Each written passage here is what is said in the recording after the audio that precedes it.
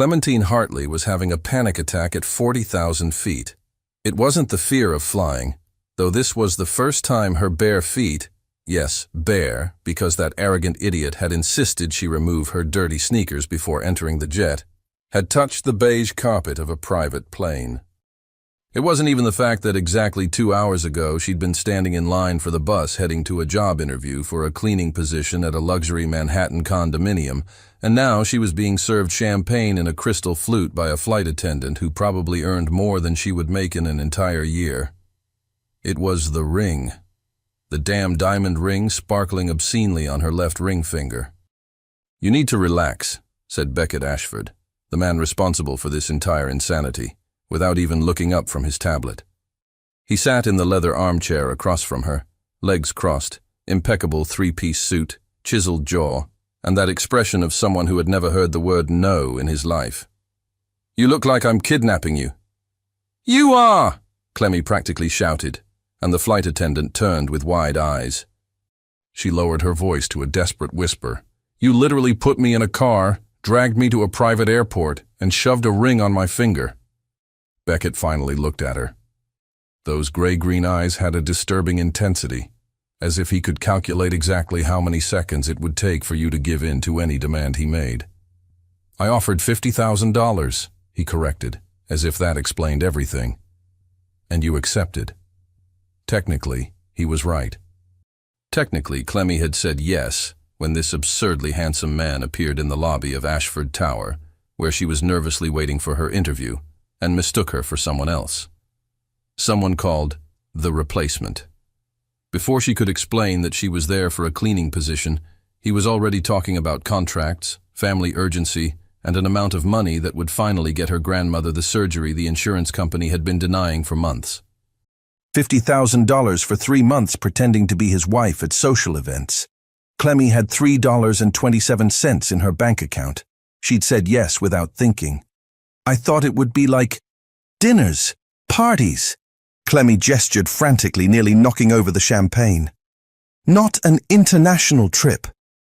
"Ibiza is just the first stop," Beckett responded with murderous casualness, returning to his tablet. "Then we have Saint-Tropez, then my cousin's wedding in Santorini, and we wrap up in Monaco. 3 months. You signed the contract." She had signed it, without reading, because there was a clause about an advance payment of $10,000, and her vision had blurred with relief and terror. "I thought it was for a cleaning job," she practically whimpered. For the first time since they'd boarded the jet, Beckett Ashford produced something that could be mistaken for a smile. Small, dangerous, devastatingly attractive. "In that outfit?" He pointed to the vintage floral dress Clemmy had bought at a thrift store, her only decent shoes, now somewhere near the jet door, and the red lipstick that was her only extravagance. "You don't look like a cleaning lady. And you don't look like a decent human being." The smile widened, 1 centimeter, enough to reveal a dimple in the left corner that Clemmy hated instantly for being so unfairly charming. "Here's what's going to happen," he said, setting down the tablet and leaning forward, fingers interlaced. "You're going to wear that ring. You're going to smile at events. You're going to call me darling in front of my family. You're going to sleep in 5-star hotels, eat at Michelin restaurants, and at the end of 3 months, you're going home with enough money to do whatever you want with your life. What if I jump off this plane right now? We're at 40,000 feet, Clementine." "It's Clemmy," she growled. "Only my grandmother calls me Clementine."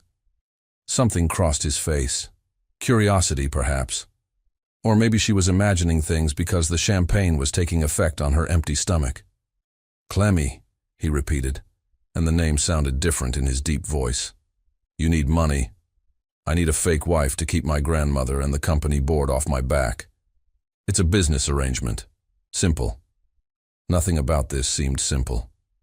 Especially not the way Clemmy's heart raced when Beckett stood up and went to the jet's bar, returning with a plate of strawberries and cheese. "You haven't eaten anything," he said, placing the plate in front of her. "And you'll need energy. We have a party at the villa tonight. Half the family will be there." Clemmy swallowed hard. A party. Tonight. with your family. Surprise, he said with zero emotion. Welcome to matrimony, wife. And it was in that moment, biting into a strawberry that probably cost more than her rent, that Clementine Hartley realized she had made either the biggest mistake or the greatest adventure of her life. The villa was not a villa. It was an architectural masterpiece carved into the Ibiza cliffside, all white marble and infinity pools that seemed to pour directly into the Mediterranean. Clemmy stepped out of the car, a sleek black Mercedes that had been waiting at the private airstrip, and felt her stomach drop. "This is where you live?" she breathed. "Vacation home," Beckett corrected, already striding toward the entrance. "I live in New York. Try to keep up with the basic facts, Clementine. My family isn't stupid." "It's Clemmy," she snapped, hurrying after him in the designer heels he'd somehow procured during the flight. They were half a size too small and made her feel like a baby giraffe learning to walk. "And maybe if you'd given me more than 2 hours' notice, I could have prepared." He stopped so abruptly she nearly crashed into his back. "Here's your crash course," Beckett said, turning to face her. Up close, he smelled like expensive cologne and poor life choices. "We met 6 months ago at a charity gala. You spilled wine on my suit. I was charmed. We got married 3 weeks ago in a private ceremony because we couldn't wait. You're from Boston. Your parents are deceased. You worked in art restoration before we met. You're shy around crowds, which explains why no one's met you yet." Clemmy blinked. "Art restoration? I can barely draw a stick figure." "Then don't discuss art. Smile mysteriously and change the subject." He handed her a small box.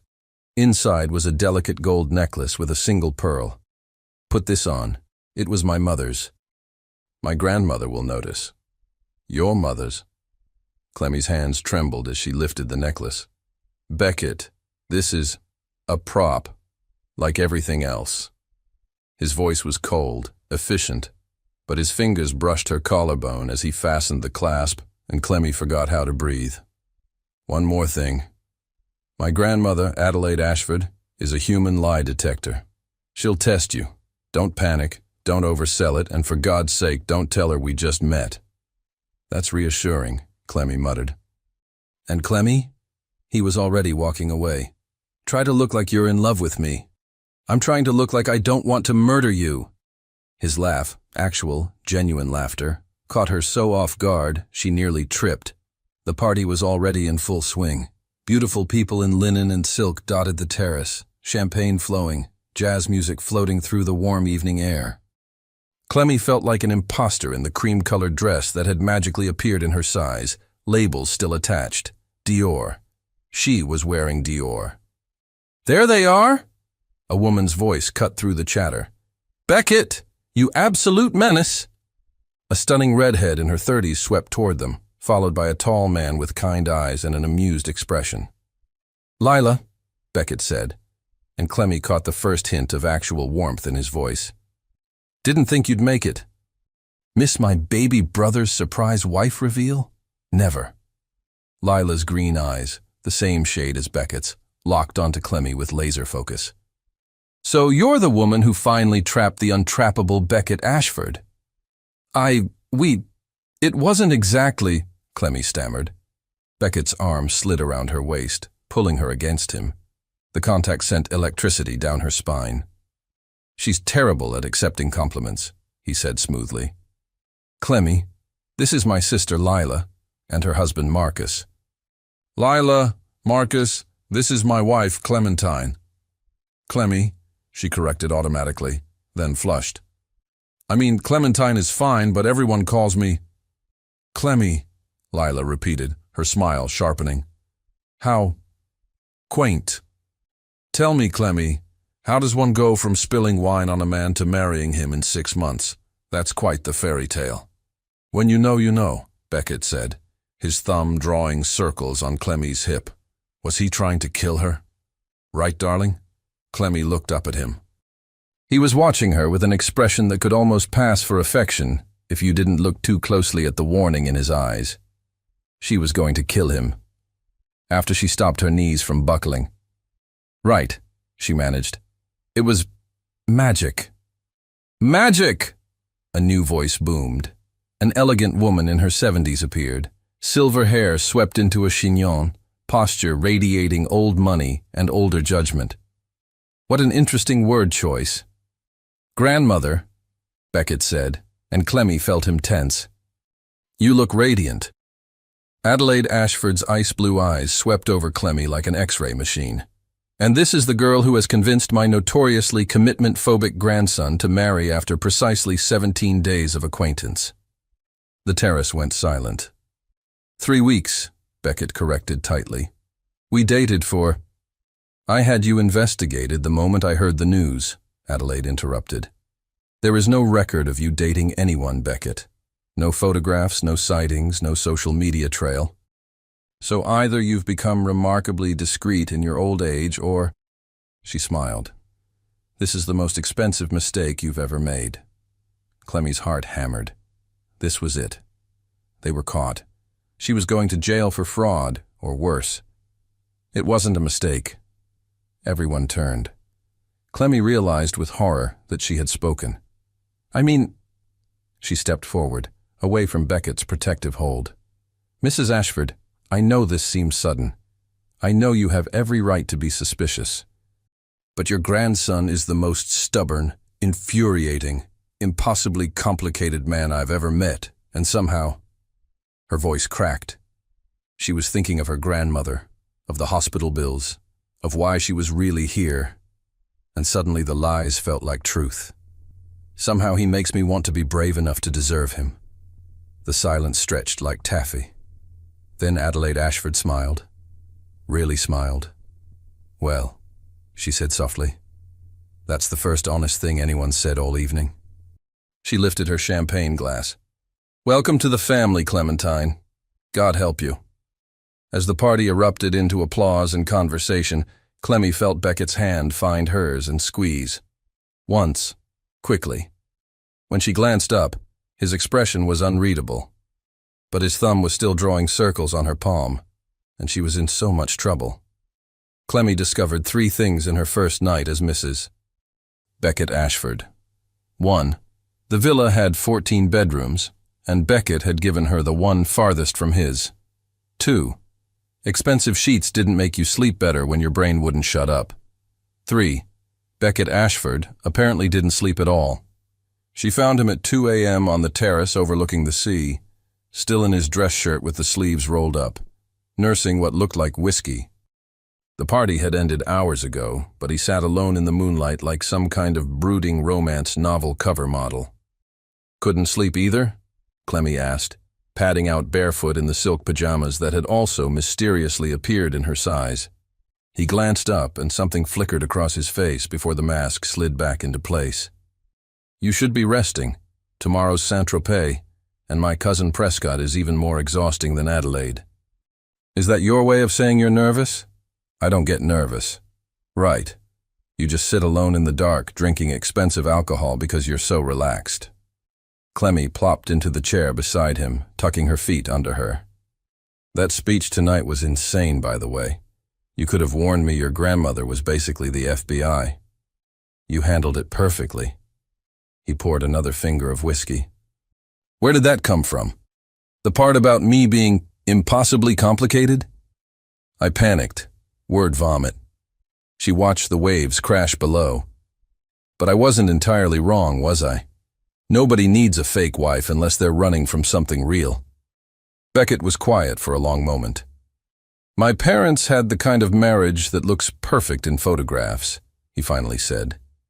"Charity galas, society pages, all the right appearances. My father cheated on my mother for 20 years. She knew. Everyone knew. But divorce wasn't an option for Ashfords." He swirled the whiskey. "She died when I was 19. Heart attack during a fundraiser where my father had brought his mistress as his assistant." Clemmy's chest tightened. "Beckett, Adelaide has been trying to marry me off since I turned 30. You need a partner, someone to share the burden, blah, blah, blah." His jaw clenched. "She doesn't understand that I watched my mother slowly die from a marriage that was nothing but a business arrangement. I swore I'd never do that to anyone. But you're doing it to me." Clemmy said softly. His eyes met hers, and for the first time, she saw past the arrogance to something raw underneath. You get paid, you leave, no one gets hurt. Is that what you think? That feelings come with receipts? Don't they? He leaned forward. You took this job because you needed money. I needed a solution. It's transactional, clean. Nothing about this is clean. Clemmy stood up, suddenly furious. You want to know why I really said yes? My grandmother raised me after my parents died. She's the only family I have. She needs surgery. Her insurance won't cover. And I've been working 3 jobs trying to save enough. And I still wasn't even close. So yes, I took your money. But don't act like that makes me mercenary and you noble. We're both liars here, Beckett. At least I'm honest about it. She turned to leave, but his hand caught her wrist. Wait. The single word stopped her. I'm sorry, he said quietly. You're right. I've been treating this like a business deal when you've actually been... He struggled for words. You saved me tonight, with Adelaide. You didn't have to sell it that well. Maybe I'm just a really good actress. Are you? The question hung between them, loaded with something neither of them wanted to name. I should go to bed, Clemmy whispered, but she didn't move. Neither did he. His thumb traced the inside of her wrist, right over her racing pulse. 3 months, he said, almost to himself. We can do this for 3 months. And then what? Then you get your money. Your grandmother gets her surgery. I get the board off my back. Everyone wins. Everyone wins, she echoed hollowly. But as she walked back to her lonely bedroom, past all those empty spaces between them, Clemmy had the sinking feeling that someone was definitely going to lose this game. She just wasn't sure who yet. The yacht was obscene. Not the regular kind of rich people with too much money obscene. This was 3 decks with a helicopter pad and a full spa level of obscene. Clemmy stood at the marina in Saint-Tropez the next morning, wearing a yellow sundress and oversized sunglasses, trying not to gape. That's not a yacht, she muttered. That's a floating hotel. That's Prescott for you. Beckett appeared beside her with 2 coffees, handing her one. Subtle as a heart attack. Beckett! Beckett! A man in white linen pants and no shirt, showing off abs that had clearly been purchased, waved frantically from the deck. Get your gorgeous ass up here, and bring the wife. I need to see what kind of woman finally nailed down the Ice King. Ice King? Clemmy asked. Prescott thinks he's funny. Beckett's hand found the small of her back as they walked up the gangway. Just smile and nod. He gets bored easily. But Prescott Worthington III was not easily bored by Clemmy. My God, he breathed, circling her like she was a museum exhibit. You're actually... normal. Beckett, did you kidnap her? Blink twice if he's holding you hostage, sweetheart. Just once so far, Clemmy said sweetly. Prescott burst out laughing. Oh, I like her. She has jokes. Beck, you didn't mention she had a personality. We've been married 3 weeks, Press. I'm still discovering things myself. 3 weeks? Prescott's eyes gleamed. What's the rush? Are you pregnant? Is it twins? Oh my God, are you secretly dying? We're in love, Beckett said flatly. Revolutionary concept, I know. You? In love? Prescott clutched his chest dramatically. The man who once gave a TED Talk titled, Why Marriage is an Outdated Economic Institution. Clemmy choked on her coffee. I'm sorry, what? You didn't tell her about the TED Talk? Prescott was delighted. Oh, this is beautiful. This is poetic justice. Beckett's jaw ticked. Clemmy, meet my cousin Prescott. Living proof that money can't buy taste. Or shirts, apparently, Clemmy murmured. Prescott howled with laughter and threw his arm around her shoulders. Okay, I officially love you. Come on, let me introduce you to everyone. This is going to be fun. As Prescott dragged her toward the party on the deck, Clemmy glanced back at Beckett. He was watching her with an expression she couldn't read, but his hands were shoved in his pockets. And if she didn't know better, she'd think he looked jealous. Ridiculous, of course. This was all fake. So why did her heart keep forgetting? The problem with Prescott's yacht party was that everyone believed the lie too well, especially Tatiana Volkov. "So you're the little wife," purred the Russian supermodel, draped across the sundeck like a very expensive cat. She was all legs and cheekbones, wearing a bikini that probably cost more than Clemmy's childhood home. "How unexpected." "Tatiana," Beckett said tightly, "I didn't know you'd be here. Prescott invited me. We're old friends." Her smile was pure venom. "Though not as old as Beckett and I. We were together for what, darling? 2 years. 18 months, Beckett corrected. It ended 3 years ago." "Did it?" Tatiana stood, all 6 feet of her, and sauntered over. She kissed Beckett on both cheeks, lingering just long enough to make her point. "I thought we just took a little break." Clemmy's fingers tightened around her champagne glass. This was ridiculous. She had no claim to Beckett. This was a job, a transaction. She shouldn't want to shove a supermodel off a yacht. But she really, really did. "Tatiana, this is my wife, Clementine," Beckett said, his hand sliding possessively around Clemmy's waist. "Clemmy, Tatiana was an acquaintance." "An acquaintance?" Tatiana laughed. "Is that what we're calling it? I still have the key to your penthouse, acquaintance." "You should return it," Clemmy heard herself say, "since it's my penthouse now, too." 3 pairs of eyes turned to her. Prescott, watching from across the deck, actually applauded.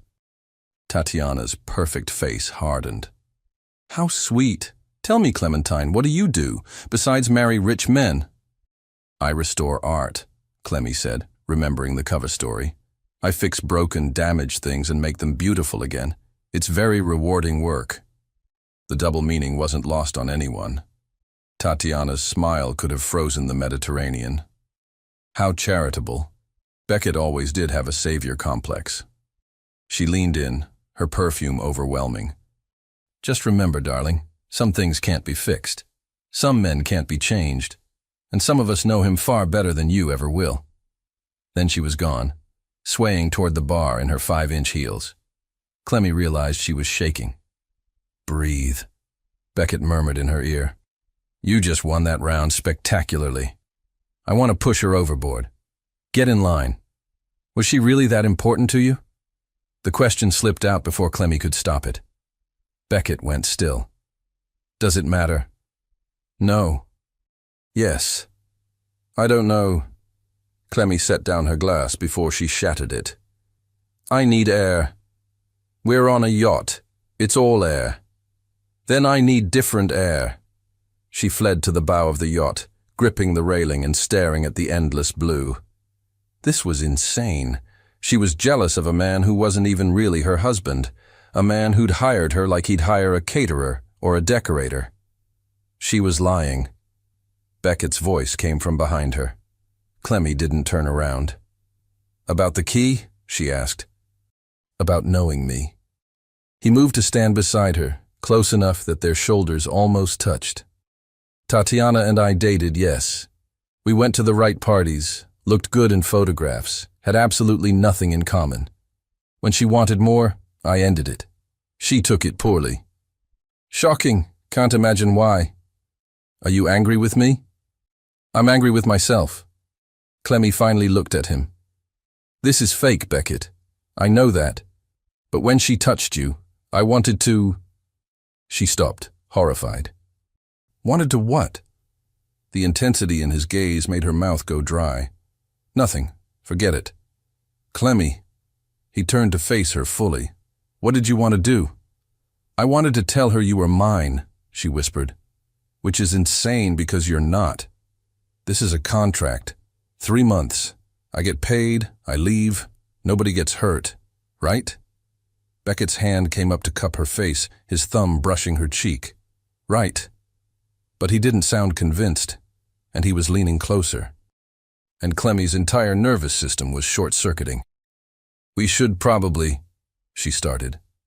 "Probably," he agreed. Neither of them moved. "Everyone's watching," she breathed. "Let them watch."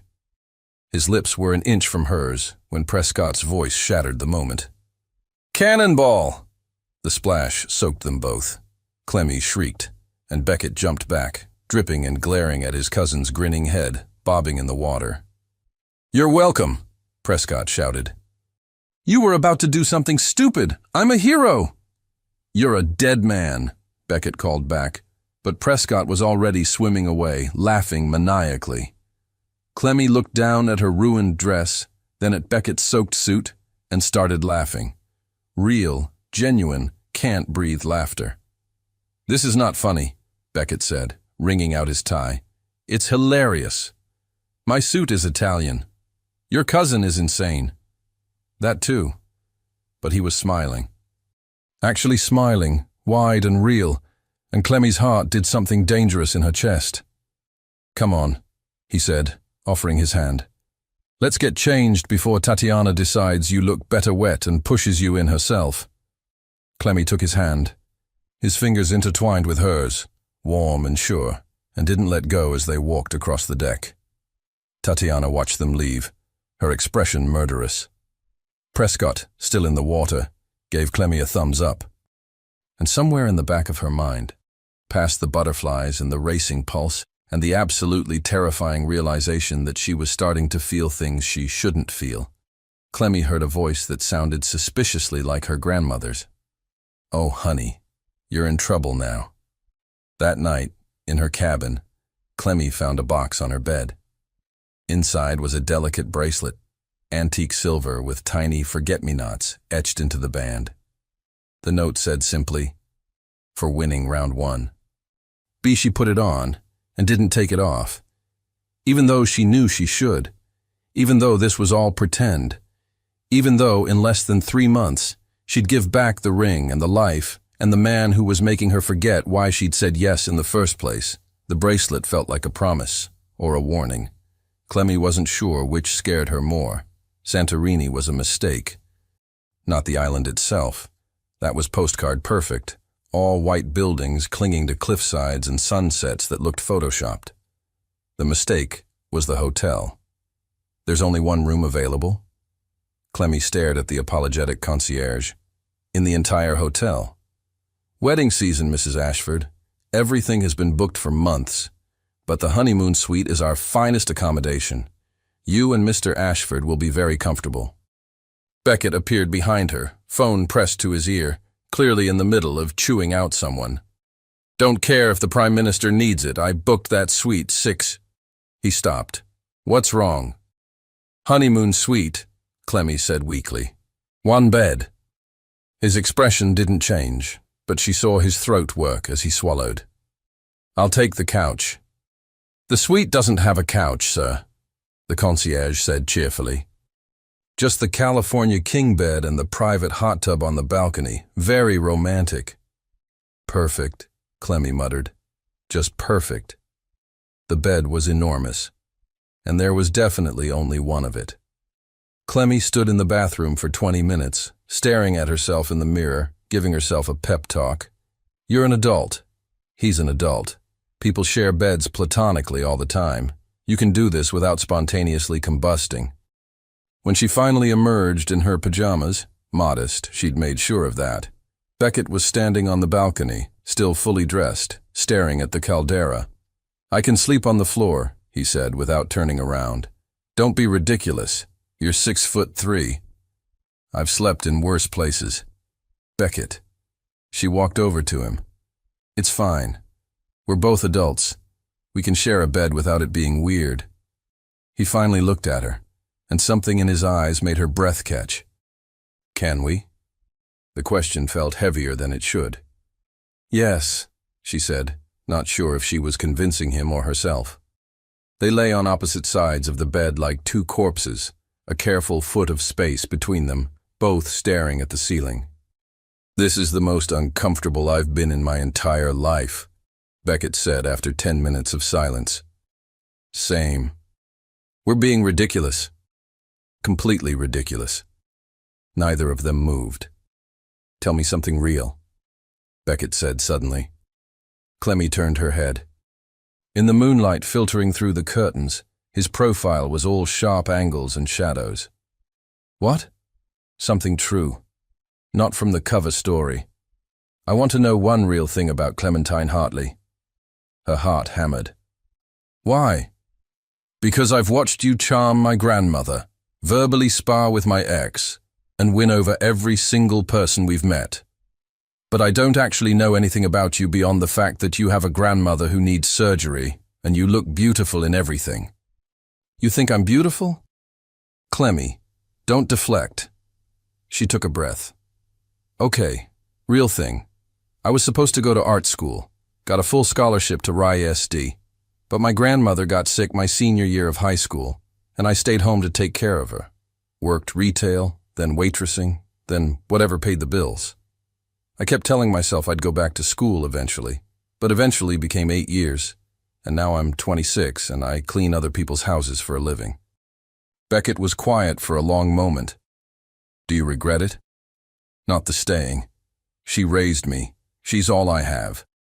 Clemmy's voice cracked. But sometimes I wonder who I could have been, if I'd chosen differently. You would have been brilliant. His certainty startled her. But you're already brilliant. You just don't see it. Now you sound like you actually like me. I do like you. He turned onto his side, facing her. That's the problem. Clemmy's pulse roared in her ears. Beckett, your turn. Ask me something. Why did you really hire a fake wife? And don't give me the board of directors answer. His jaw tightened. My father died 6 months ago. Heart attack like my mother. Ironic, since I'm not sure he had a heart. He exhaled slowly. He left me everything. The company, the fortune, the legacy. But his will had a clause. I have to be married within a year, or control of Ashford Industries goes to my Uncle Gerald, who will absolutely run it into the ground. That's archaic, controlling, very on brand for Montgomery Ashford? Beckett's laugh was bitter. I could have married anyone. Tatiana would have said yes in a heartbeat, but I couldn't do it. Couldn't trap someone in the same kind of prison that killed my mother. So I decided to hire someone. Make it temporary, honest. How is lying to everyone honest? Because you know the truth. You know exactly what this is. There's no pretense, no false hopes, no... He stopped. No what? No chance of me hurting you the way my father hurt my mother. Clemmy's chest ached. You're not your father, Beckett. You don't know that. Yes, I do. She reached across the space between them, finding his hand in the darkness. Your father wouldn't have worried about hurting anyone. You're different. His fingers closed around hers and they lay there, hands clasped, neither speaking. Clemmy? Yeah? Thank you. For doing this. For being... He paused. For being you. She fell asleep like that, holding his hand, and dreamed of impossible things. The wedding was a spectacle. Prescott's sister Violet was marrying a French comte, and apparently that required 500 guests, an orchestra, and enough flowers to deforest a small country. Clemmy stood in her bridesmaid dress. She'd somehow been drafted into the wedding party, watching Beckett across the reception in his tuxedo, laughing at something Lila said. He looked happy, relaxed, real. He's different with you. Adelaide appeared beside her, champagne in hand, looking regal in lavender silk. Mrs. Ashford, Adelaide, please. We're family now. The older woman studied her. I've known my grandson his entire life. Watched him build walls so high even I couldn't scale them. But with you, she smiled. He forgets to guard himself. It's not... Clemmy started, then stopped. She couldn't lie to Adelaide, not about this. Not what you expected? Adelaide finished. Love rarely is, dear girl. We barely know each other. My husband proposed after 3 days. We were married for 52 years. Adelaide's eyes misted. Sometimes the heart knows before the head catches up. The question is, what will you do when it does? Before Clemmy could answer, the music changed. The first dance. Beckett materialized in front of her, hand extended. "May I?" She let him lead her onto the floor, his hand settling on her waist, hers on his shoulder. They swayed together, and Clemmy was acutely aware of every point of contact, every breath, every heartbeat. "You're thinking too loud," he murmured. "Just wondering how we got here." "You mean from you threatening to jump out of my jet to you in my arms?" "Something like that." He pulled her closer. "I've been wondering the same thing." "Beckett." "I know. 3 months. Contract, I know." But he rested his forehead against hers, and they stopped pretending to dance, just swaying together in the middle of the floor. "But right now, just for tonight, can we?" "Yes," she whispered. He kissed her. Not for show, not for the family watching, not for anyone but them. His lips were soft and sure, tasting like champagne and promises neither of them should make. Clemmy's hands fisted in his jacket, pulling him closer, and his arms tightened around her like he was afraid she'd disappear. When they finally broke apart, the entire reception was applauding. Clemmy buried her face in his chest, laughing and crying and completely terrified. Because this wasn't fake anymore. And she had no idea what happened next. Monaco was where everything fell apart, or came together. Clemmy wasn't sure which terrified her more. They'd been playing house for 6 weeks now. 6 weeks of waking up in luxury hotels, attending galas, and pretending to be madly in love. Except somewhere around week 3, the pretending had stopped feeling like pretending. The kiss at the wedding had changed everything and nothing. They hadn't talked about it. Beckett had pulled back into himself, professional and polite, and Clemmy had let him, because she was too scared to push. But then there were moments. His hand finding hers under the dinner table, the way he'd started bringing her coffee exactly how she liked it. How he'd canceled a business meeting when she'd mentioned wanting to see the Matisse Chapel in Nice, driving her there himself and watching her cry at the beauty of it. Small things, enormous things, things that felt dangerously real. "You're brooding," Lila announced, dropping into the chair beside Clemmy on the hotel terrace. "You've been staring at that same page for 20 minutes. Clemmy closed the book. "I'm not brooding. I'm contemplating. About my emotionally constipated brother." No, that's not—" "Honey, you're not fooling anyone." Lila signaled the waiter for more coffee. "Well, except maybe Beckett. He's always been spectacularly dense about his own feelings."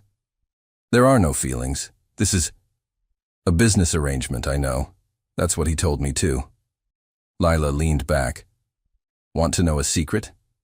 I've never seen him look at anyone the way he looks at you. Not Tatiana. Not anyone." Clemmy's heart clenched. "Lila, don't." "Don't what? Tell you that my brother is falling in love with you? This ends in 6 weeks. I go back to my life. He goes back to his. That was the deal. Screw the deal." Lila's green eyes, so like Beckett's, were fierce. "I watched my brother shut down after our mother died. Watched him convince himself that love was a liability, that caring made you weak. You're the first person who's made him question that. Don't you dare let him throw this away because he's scared." "And what if I'm scared?" Clemmy whispered. "Then be scared together." Lila squeezed her hand. "That's what love is." The charity gala that night was the final event. After this, they'd fly back to New York. The contract would end. Clemmy would collect her money and disappear from Beckett's world like she'd never existed. She stood in front of the mirror in a midnight blue gown that made her look like someone she didn't recognize, someone who belonged in this world. Someone who could be Beckett Ashford's wife for real. The knock on her door was soft. Beckett stood there in his tuxedo, devastatingly handsome, holding a velvet box. "I know we agreed no more gifts," he said. "But this is different." Inside was a necklace, sapphires and diamonds that probably cost more than her grandmother's surgery. "Beckett, I can't—" "It was my mother's. She left it to me, with instructions to give it to—" He stopped. "To someone who mattered." Clemmy's eyes burned. I can't accept this. Why not? Because in 6 weeks, I have to give it back. I have to give everything back. What if you didn't? The world stopped. What? She breathed. Beckett set down the box and took her hands. What if we didn't end this? What if we made it real? You're not serious. I've never been more serious about anything. His thumbs stroked her knuckles. These past 6 weeks, Clemmy, I can't imagine going back to the way things were. Coming home to an empty apartment. Going to events alone. Not having you there to make me laugh when Prescott says something idiotic. That's not love. That's convenience. Is it? He cupped her face. Because it feels like love when I can't sleep, unless I know you're safe. When your smile is the first thing I want to see in the morning. When the thought of you leaving makes me want to tear up that contract and start over. Clemmy was crying now, tears streaming down her carefully made-up face. You hired me, Beckett. You paid me to be here. I know. And I'm an idiot for thinking I could keep this transactional. He pressed his forehead to hers. But I'm asking you now, not as your employer, but as a man who's completely in love with you. Stay. Please, stay. What about your father's will? The company? I don't care. I'll find another way. You'll lose everything you've worked for. I'll lose everything that matters if you walk away. His voice cracked. Clemmy, you're the art restorer, remember? You fix broken things. You fixed me. Don't leave now. She wanted to say yes. God, she wanted to say yes so badly it hurt. But then she saw them in the mirror. Her in borrowed jewels and a designer gown. Him in his tuxedo, playing dress-up in a life that wasn't really hers. I need air, she choked out, pulling away. Clemmy? Please. I need to think. She fled to the balcony, gripping the railing, trying to breathe past the panic. This wasn't supposed to happen. She was supposed to be immune, take the money, help her grandmother, move on with her life. She wasn't supposed to fall in love with a man who lived in a different stratosphere, but she had, completely, irrevocably, stupidly. Her phone buzzed, a text from her grandmother. Surgery scheduled for next week. I can't believe this is finally happening. You're my miracle, sweet girl. The money, the whole reason she was here. If she stayed with Beckett, would it be real? Or would she always wonder if she'd chosen him because she needed what he could provide? Would he always wonder if she loved him, or his bank account? There you are. She turned. Tatiana stood in the doorway, immaculate in red, smiling like a shark. Rough night, the model asked sweetly. What do you want, Tatiana? To give you some advice, woman to woman. She glided closer. Men like Beckett don't change. They don't settle down with girls who wore thrift store dresses 6 weeks ago. They marry women from their world, women who understand the rules. I'm not interested in your... He'll keep you as long as it's exciting, new, different. Tatiana's eyes glittered. But eventually, you'll bore him. He'll realize you can't navigate his world, can't be what he needs, and you'll be right back where you started. Except now, you'll know what you're missing. You're wrong about him. Am I? Or are you just hoping I am? Tatiana leaned in. Take the money and run, darling. It's the smart play. Trust me, I've been where you are. The fall from grace is brutal. She swept away, leaving Clemmy shaking. What if she was right? What if this was just a beautiful fantasy that would crumble under the weight of reality? What if loving Beckett meant losing herself? When she returned inside, Beckett was waiting, his expression guarded. We're going to be late, he said quietly. Beckett, you don't have to answer now. Just think about it, please. The gala was torture, smiling, dancing, pretending everything was fine while her world tilted on its axis. At midnight, standing on another terrace under Mediterranean stars, Beckett pulled her close. Whatever you decide, he murmured, these 6 weeks were the best of my life. And Clemmy realized with devastating clarity that they were hers too, which made what she had to do next so much harder. Clemmy left at dawn.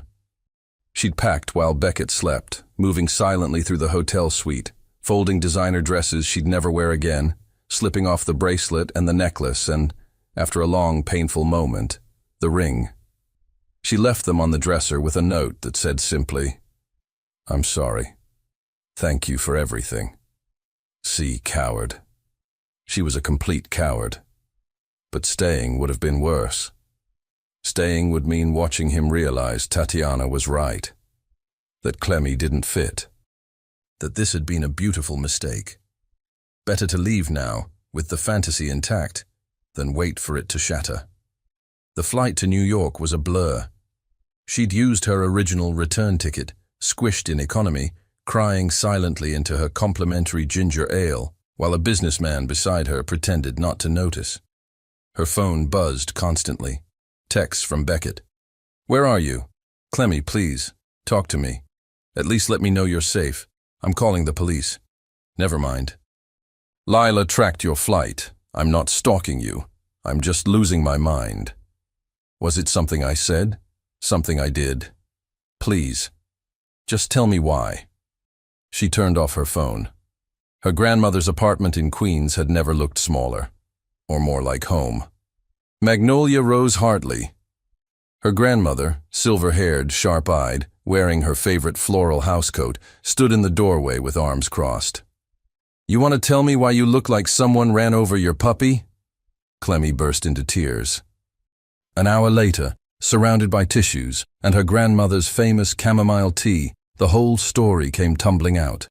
The fake marriage, the contract, the money, Beckett, all of it. "So let me get this straight," her grandmother said slowly. "A handsome, wealthy man who's madly in love with you asked you to stay and you ran away?" "It's not that simple, Gram. Sounds pretty simple to me. He paid me. Our whole relationship is based on a transaction." "And?" Her grandmother sipped her tea. "Your grandfather paid for our first 3 dates because I was a broke nursing student. Does that mean our 50-year marriage wasn't real? That's different. Is it? Baby girl, how something starts doesn't define where it goes." She took Clemmy's hand. "You think I don't know why you really took that money? You think I don't know you've been working yourself to the bone for me? You needed surgery, and I'm getting it.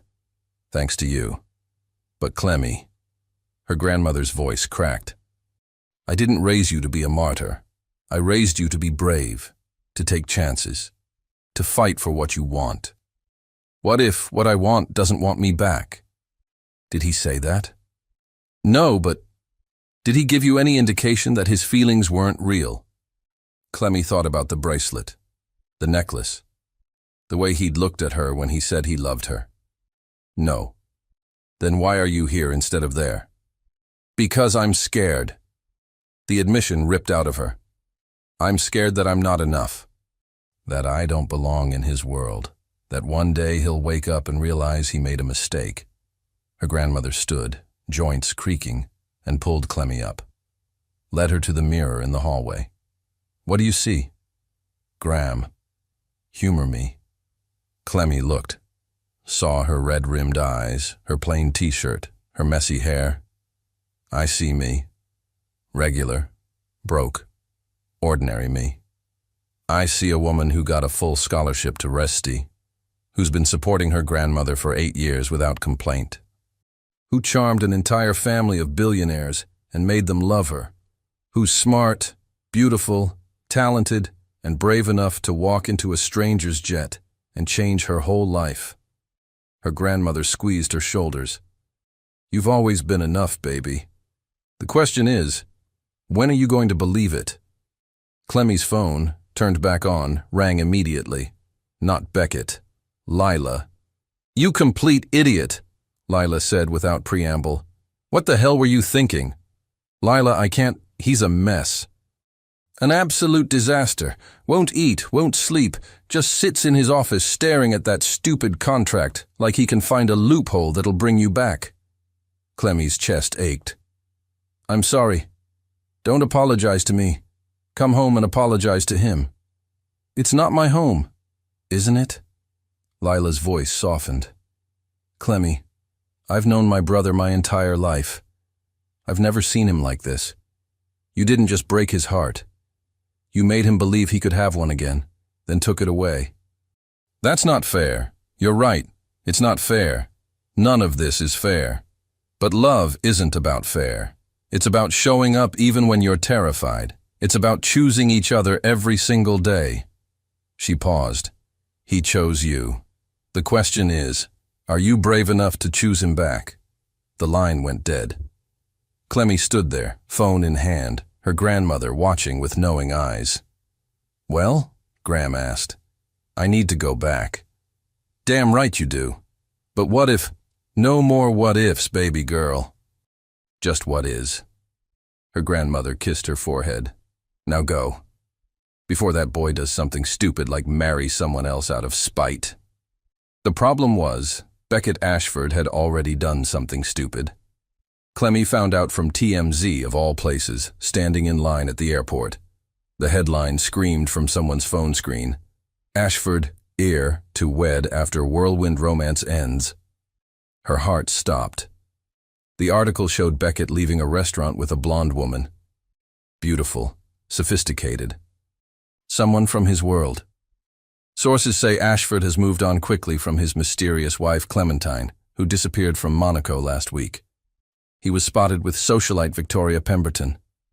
Clemmy couldn't breathe. She'd waited too long. He'd moved on. She'd lost him. She went anyway. Because her grandmother was right. Love meant showing up. Even if she was too late. Even if it shattered her, she needed to see him, to tell him the truth. That she loved him, that she'd been an idiot. That if he'd give her another chance, she'd fight for this, for them, for the life they could build together. Ashford Tower looked exactly the same, gleaming, imposing, utterly terrifying. Clemmy rode the elevator to the penthouse, her hands shaking, her heart in her throat. The doors opened, and there he was. Beckett, hair disheveled, shirt wrinkled, looking like he hadn't slept in days. And he wasn't alone. Victoria Pemberton stood beside him, perfect and poised, smiling at something on her phone. Beckett looked up.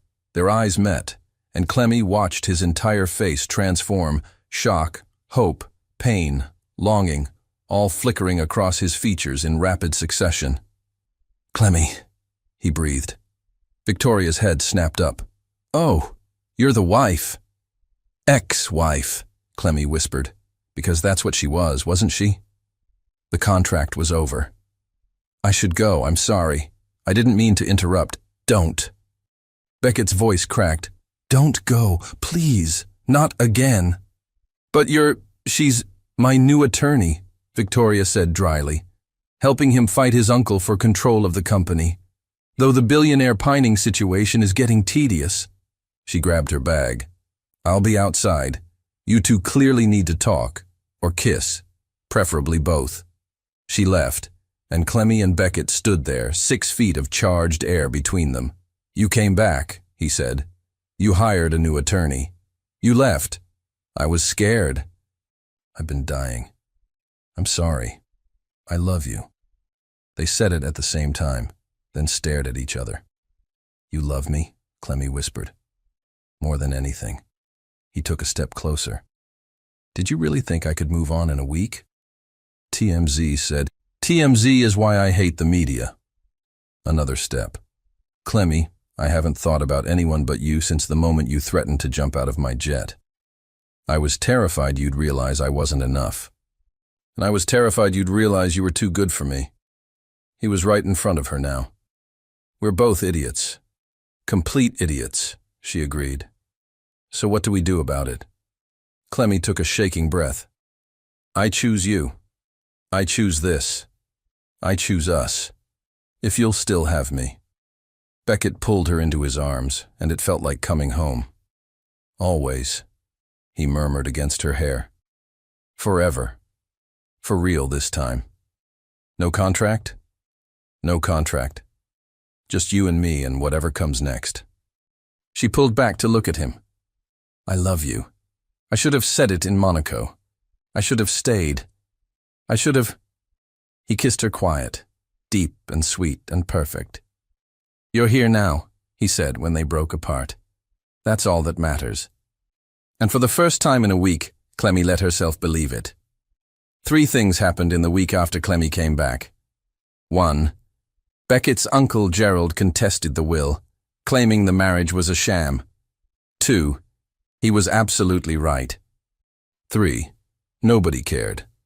"Let me get this straight," Victoria said, looking over her glasses at them in the conference room. "You hired Clemmy to pretend to be your wife to satisfy your father's will. You fell in love. She left. You pined pathetically. She came back.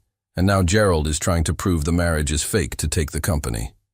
"That's the summary, yes," Beckett said tightly. "Well," Victoria smiled. "Lucky for you, I'm very good at my job." She slid a folder across the table. "The will says you need to be married. It doesn't specify how the marriage started. And technically you were married. I checked the license you filed in Monaco. Legal and binding." Clemmy's head snapped up. "Wait, we're actually married?" Beckett had the grace to look sheepish. "I may have made it official during the reception." "You were slightly drunk on champagne, and there was a very accommodating officiant, and you didn't think to mention this?" "I was going to. But then you left, and I thought you'd think I was trying to trap you. And—" He ran his hands through his hair. "I'm sorry. I should have told you." Clemmy stared at him, then started laughing. Hysterical, can't-breathe laughing. "We're married," she gasped. "Actually, legally married, this whole time." "Is she okay?" Victoria asked. "I have no idea," Beckett admitted. Clemmy wiped her eyes. "So, what does this mean?" "It means," Victoria said, "that Gerald can contest all he wants. The marriage is legal. The company is yours. You win." "We win," Beckett corrected, taking Clemmy's hand. "If you want this. The company, the scrutiny, being married to me for real. Because I'm not doing any of it without you." "What about the contract?" "Already voided it." He pulled out the torn pages. "The moment you walked back into my life." "This isn't a transaction anymore, Clemmy. It's a choice. One I want to make every day for the rest of my life." Victoria stood. "I'll give you 2 a moment. Try not to make any more legally binding decisions without consulting me first." When she left, Clemmy turned to Beckett. "You really made it official? In Santorini?" "I couldn't help myself. You were dancing in the moonlight and you looked so happy, and I thought, this is it. This is what I want forever." He cupped her face. "I know I should have asked properly, should have done it right, so I'm asking now. Clementine Hartley, will you stay married to me? For real this time?" "I don't know," she said slowly. "Do I still get the $50,000? He blinked. "What?" "I did complete the contract. 3 months of fake marriage. You owe me. Clemmy, and I'm going to use every penny of it." She grinned. "To pay you back for my grandmother's surgery, because I'm not your employee anymore. I'm your partner. Equal in every way." His eyes softened. "You're sure?" "Completely. My grandmother's surgery is next week, already scheduled, already paid for. But after that, I want to pay my own way. Go to art school, build something that's mine. Be with you because I choose you, not because I need you." "I need you," he said quietly. "I know, and I need you too. But we're better when we're whole separately." She kissed him. "So yes, I'll stay married to you. I'll fight with you and laugh with you and build a life with you, but as equals. Deal?" "Deal." He pulled her into his lap. "Though I'm keeping the private jet privileges. Obviously. I'm not an idiot." The board meeting was everything Clemmy had nightmares about. 20 stern faces in expensive suits, all staring at her like she was an exotic bug under glass. Gerald Ashford sat at the far end, smirking, clearly confident this would end with Beckett's humiliation. "Let's begin," the chairman said. "Mr. Gerald Ashford has raised concerns about the validity of—" "I'd like to speak," Clemmy said, standing. Beckett grabbed her hand. You don't have to. Yes, I do. She squeezed his fingers, then faced the board. You're right to question this marriage. It started as a business arrangement. Beckett hired me to pretend to be his wife to satisfy his father's will. I accepted because I needed money for my grandmother's surgery. Murmurs rippled through the room. Gerald's smirk widened. But here's what happened, Clemmy continued. I met a man who was so terrified of becoming his father that he'd rather hire a stranger than risk his heart. A man who brings me coffee every morning without asking, who canceled meetings to take me to see art, who looks at me like I hung the moon, even though I wore thrift store dresses and didn't know which fork to use. Beckett's eyes shone. This marriage might have started as a transaction, but it became real the moment we stopped pretending. And if that's not good enough for this board, then maybe you should ask yourselves what you really value. A man who follows the letter of the law, or one who learned that love is worth more than legacy? She sat down, heart hammering. The silence was deafening. Then Adelaide stood. I vote to uphold Beckett's position as CEO. Anyone who disagrees can answer to me. One by one, hands raised in agreement. Gerald's face turned purple. This is preposterous. The marriage is fraudulent. The marriage is legal, Victoria said smoothly. I have the documentation. You're welcome to challenge it in court, but I promise you'll lose. Badly. Gerald stormed out. The chairman smiled. Motion carried. Mr. Ashford retains his position. Meeting adjourned. Beckett pulled Clemmy into his arms, burying his face in her neck. You're extraordinary. I'm really not. Yes, Adelaide said, appearing beside them. You really are. Welcome to the family, dear girl. Officially this time. That night, on the terrace of Beckett's penthouse, under a sky full of stars, he got down on one knee. I know we're already married, he said, holding out a ring, not the diamond from the contract, but a simple vintage band with tiny sapphires. But I wanted to do this right. Clemmy, you walked into my life in sneakers and a thrift store dress and changed everything. You made me believe in love again, in myself again. Will you marry me? Again? For real this time, with everyone watching so the whole world knows you chose me? Clemmy pulled him to his feet. You're aware we'd be married twice to the same person? I'm aware I'd marry you 1,000 times if you'd let me. That's very extra. I'm a very extra person. Yes, she laughed, crying, kissing him. Yes, I'll marry you again. And again. As many times as you want. He slipped the ring on her finger, and it felt like a promise. Like coming home. Like the beginning of everything. 2 years later, the gallery opening was packed. Clemmy stood in the corner, champagne in hand, watching people admire her restoration work with a mixture of pride and disbelief. 2 years ago, she'd been cleaning other people's houses. Now she had her MFA from NYU, her own restoration studio in Brooklyn, and a waiting list of clients that included 3 major museums. Stop hiding, Beckett murmured in her ear, appearing behind her. This is your night. I'm not hiding, I'm observing. You're terrified someone will ask you questions. That too. She leaned back against him. When did you get so good at reading me? Around month 2 of our fake marriage. He kissed her temple. Your grandmother just sold another piece, by the way. She's holding court by the refreshment table, telling everyone about how she always knew you were destined for greatness. Clemmy laughed. Graham's surgery had been a complete success, and she'd discovered a talent for painting during her recovery. Now, at 73, she had her own small following in the New York art scene. How's she doing with the whole "my granddaughter married a billionaire" thing? She told Prescott his bow tie was crooked and he needed to find a nice girl to settle down with. I think she's adjusting fine. Across the room, Lila waved frantically, pointing to a painting. Marcus stood beside her, looking patient and amused as always. They'd just announced they were expecting twins. Adelaide sat regally in a chair someone had brought her, surrounded by admirers, looking like the queen she'd always been. She'd been the one to commission Clemmy's first major restoration project, a collection of damaged family portraits that now hung in the Ashford Foundation. "Speech time," Beckett said, nudging her forward. "I hate you." "No, you don't." He was right. She didn't. Clemmy stepped to the front of the gallery, tapping her glass for attention. The crowd quieted. "Thank you all for coming," she began, her voice only shaking a little.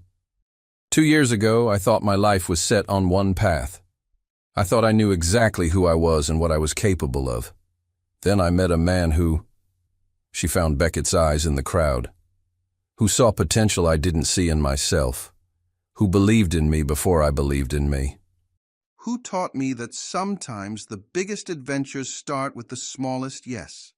Beckett smiled, and she saw the moment he realized she was talking about more than just these pieces represent restoration, taking something broken or forgotten and bringing it back to life, making it beautiful again.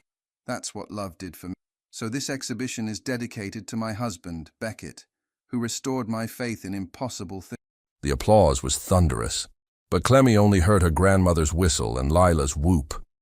Beckett appeared at her side, pulling her into a kiss that definitely wasn't appropriate for a public event. "Get a room!" Prescott shouted. "We have 14 rooms!" Beckett called back without breaking the kiss. "We'll use them all later." Clemmy laughed against his mouth. "You're impossible. You love it." "I really do." Later that night, back in the penthouse, Clemmy kicked off her heels and collapsed on the couch. "Successful night," Beckett said, handing her a glass of wine and settling beside her. "Very successful. Your grandmother bought 3 pieces. She's building her own collection. Says she wants to be remembered as the woman who discovered you." He paused. "Though technically I discovered you first. You thought I was the cleaning lady. Best mistake I ever made." He pulled her feet into his lap, massaging them. "Speaking of mistakes." "Oh no, what did you do?" "I may have purchased the building where your studio is located." Clemmy sat up. "Beckett Ashford, you did not." "I did. But before you get angry," he held up a hand, "I'm not raising your rent. In fact, I'm making you a partner. I want to convert the whole building into an arts foundation. Studios for emerging artists, restoration workshops, gallery space. You'd run it." That's insane. That's brilliant. We'd call it the Magnolia Foundation, after you. I hate when you use my full name." "I know. That's why I did it." He grinned. "So, partners?" Clemmy looked at him. This impossible, infuriating, wonderful man who'd changed her entire life, who supported her dreams while building his own, who'd turned his father's company into something good, funding arts programs and scholarships, who looked at her every morning like she was still the most amazing thing he'd ever seen. "Partners," she agreed, "in everything." "Everything?" His eyebrows raised suggestively. "Down, boy. I'm exhausted." "Fair enough." He pulled her against him, and they sat there in comfortable silence, watching the city lights twinkle below. "Beckett? Do you ever regret it? The way we started?" He was quiet for a moment. "I regret that I made you feel like you were just a transaction. That I was too stupid to see what was right in front of me. But regret meeting you? Never. Not for a second. Even though I tried to jump out of your jet? Especially because of that. That's when I knew you were fearless." He kissed her hair. "Though for the record, we were at 40,000 feet. You would have died. Details. Important details." Clemmy turned to face him. "I have something to tell you." His expression shifted to concern. "What's wrong?" "Nothing's wrong. It's just—" She took his hand, placed it on her still flat stomach. "We're going to need one of those 14 rooms for a nursery." Beckett froze. We're pregnant. 8 weeks. I wanted to wait until after the exhibition to tell you." His eyes filled with tears. Actual tears. "Clemmy, Are you happy? Happy? He kissed her, soft and reverent. I'm terrified and ecstatic and completely overwhelmed. When did you find out? Last week. I told Graham first. She cried. Then told me I needed to eat more vegetables. Beckett laughed, pulling her into his lap. We're having a baby. We're having a baby, she confirmed. Do you think... He paused. Do you think I'll be a good father? The best, she said without hesitation. Because you'll love them, really love them.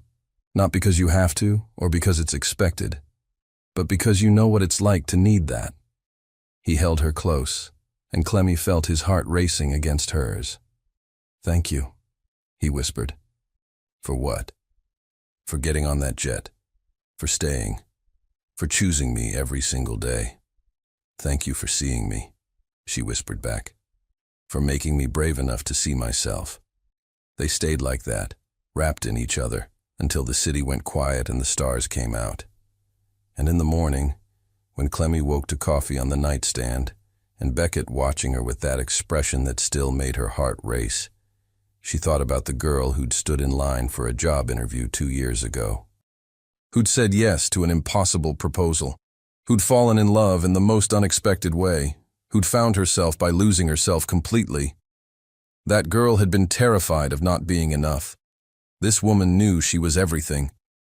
And it had all started with a fake marriage, a private jet, and a man who'd taught her that sometimes the best things in life are the ones you never see coming. I love you, Beckett said, like he did every morning. I love you too, Clemmy replied, like she would every morning for the rest of their lives. And somewhere, in a thrift store across town, a vintage floral dress waited for another girl to find it. To wear it to an interview that would change everything. To say yes to the impossible. To discover that the best adventures always start with a little bit of courage and a whole lot of love. The end